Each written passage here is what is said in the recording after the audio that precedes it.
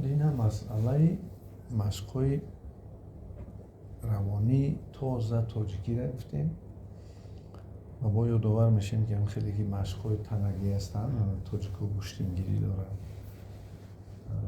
و گوشتینگیری مردک‌ها رو بقوت میکنه. پیش همین کار مردم تاجیک ما میکردن که جسماً بچه‌ها بقوت باشن. اگر اون جنگ اون چیکی میشه و دیگر دولت‌ها یعنی که عموما جسماً بقوت باشن، پهلوان باشن که ایستادگی بتونن وطن حفظ کنن.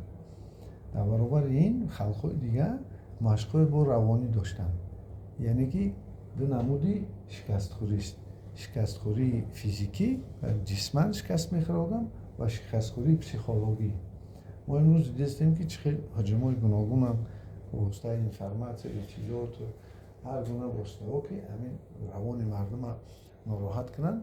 برای همین ملت ما یک ایمونیته پسیکولوژی هم داشتنش نکره که روان خدا فرهنگ خدا حس کردن بتونن. همه خلق‌ها فرهنگ خودشون دارن. ما مثلا داریم آداب و فرهنگ خورد و خوراک، شست خیز، مناسبت، رفت و آمد، مثلا سلام علیک، همه اینا یک فرهنگ چی ماست که خاصی تاجیکی ماست. مثلا ما اگر کسی دیگر دولت ها رفته باشه باید هم فرهنگ خودشون دارن. شست خیز، رفت و آمد، همون روزگاری که اونو میبرن مثلا از ما فرق دارن. همین قدر آدم ها دقت نمیتین، لیکن همین مدنیت تاجیکی همون قدر شیرین است که مثلا پدر وقتی که پسرش میپرسد که چقدر مرا دوست میداری پدر جان، میگه که همون قدری فرزند دیار. و کمتر رنجش میگیرد که این پدر من جواب داد که نخود که مرا همین قدر دوست دارد که مانند فرزند دیار. و این بچه میرود روسیه چند سال زندگی میکند، تاجیک کم میبیند یا نمیبیند عموما و میشنود که یک تا همون تاجیکستانی همون منطقه‌ای که زندگی میکند آمده است. وقتی که دید دستوره همه قدر مهرش بلند شده است، همه قدر دوستش داشته است. وقتی به زبان تاجیکی حرف زده است با یاد سخن پدرش زده است که این فرزند دیاره، یعنی این قدر ما اینو دوست می‌دارم. یعنی که در حالتی که ما یک چیز نداشته باشیم، ندیده باشیم دور و دراز که اون برای ما حال مقرری است، در نظر ما شیرین میشه.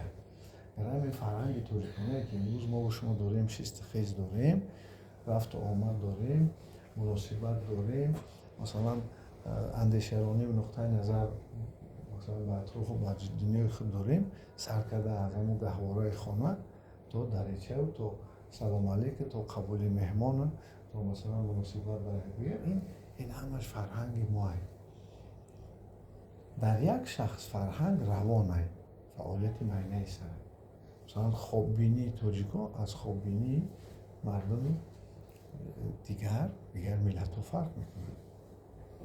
پس از این برمیگوید که حتی خواببینی ما هم یک فرهنگ خاص خود داره. همین چیزی که ما داریم امروز، ما باید اینا نه تنها با واسطه رعایت آن حفظ کنیم فرهنگ تاجیکانه ما که امروز دولت هم مثلا فرهنگ سر لباس میپرسد، یک ایدنتیچنس، یک خاصیت خاصی مثلا ملی را میخواهد که مثلا تاجیک در یک جا بودنش شناسن، بدونن به فرهنگش، به گفتش، به کارش، به مناسبتش بشناسنش.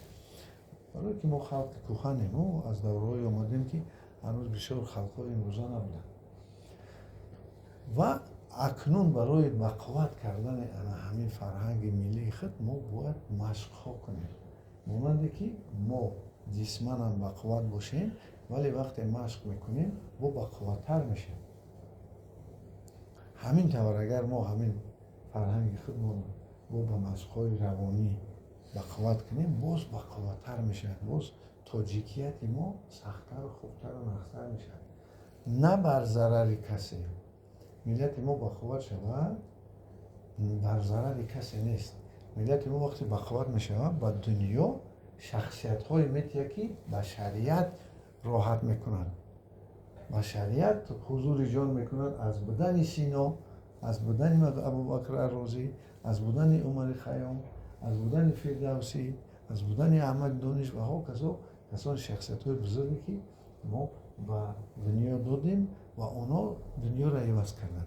همین حاضر ما مثلا ضبط کردیم با تلفنی که цифровой است نه یا که رقمی است.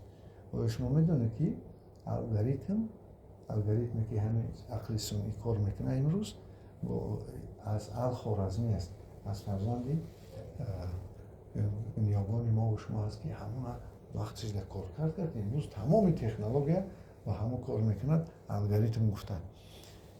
پس از این برمیگرد که ما امروز اگر مشغول روانی خود در ملت خود قدرت جاری کنیم، این سبب آن میشود که روانی ملت بقوت میشود، ارادهش مستحکم میشود، خاطرش خوب میشود، پیش نظرش تازه میشود، با خیالش چیزهایی میسازد که پیشرویش برند نه ویران کنیش، دقتش جمع کرده میتونه در کارش با صفت شود، مسئولیت با دوش گرفتن میتواند، کار و دمگیریش برابر میکند که یک حالت مثلا موازنتی روانی ملی بیاد، اجتماعیات پیش میبرد، وطن حفظ میکند، برای مثلا مردم کار و فعالیت میکنه. این برای همین است و بدونید که نه همه ملت با شعور کیهان رابطه دارند، نه همه ملت با نور کیهان کار میکنند، نه همه ملت جهان بینیش با اون درجه باشد که گویا کیهان رو بفهمند.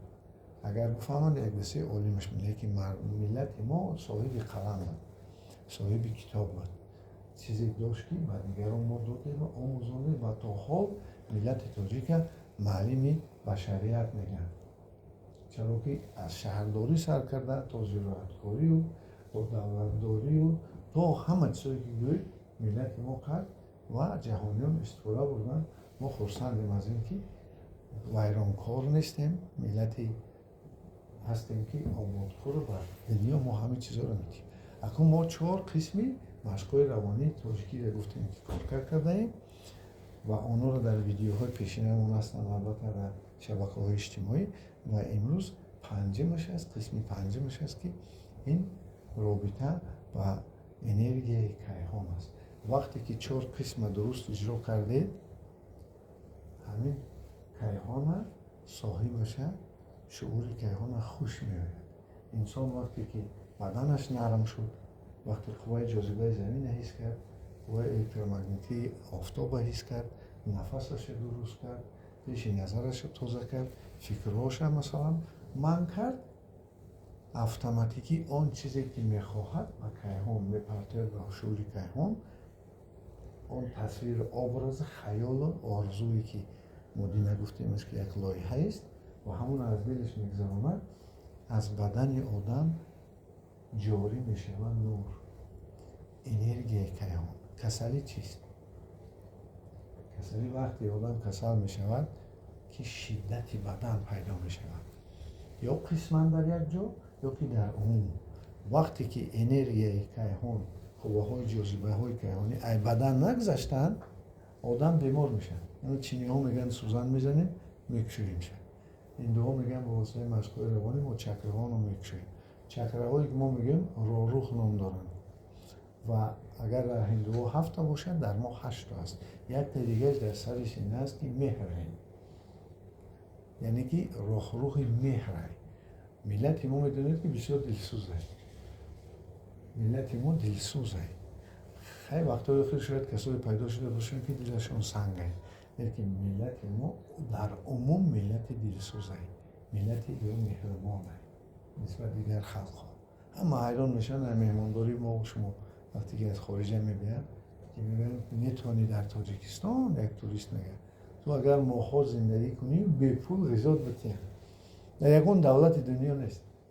این نشان داده اون است که هم مهر و محبت انسان پروری ملت ما هست.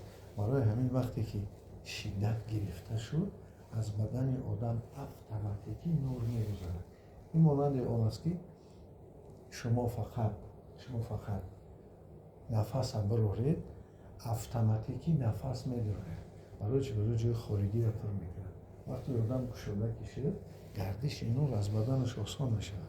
این انرژی کیهان است. الکترومگنیتní پول میگن امروز، نامش گوناگون است. تاجیک‌ها جانان میگن، سویت‌های دوخ است و خوک از آن نام‌های گوناگون در هر ملت دارد. و در یاد بگیرید که بیماری این محکم شدن سرچشمه اساسی بیماری‌های تنبلی یعنی همین گردش روحی است. و در نمود انرژی است. خیتایی ها میگن اینو هم زنانه و مردانه. ما میگوییم که خنکی و گرمی زیاد شود بیماری های گرمی است که انرژی آفتاب است. خنکی زیاد شود بیماری های که سردی است که حساب زمین است.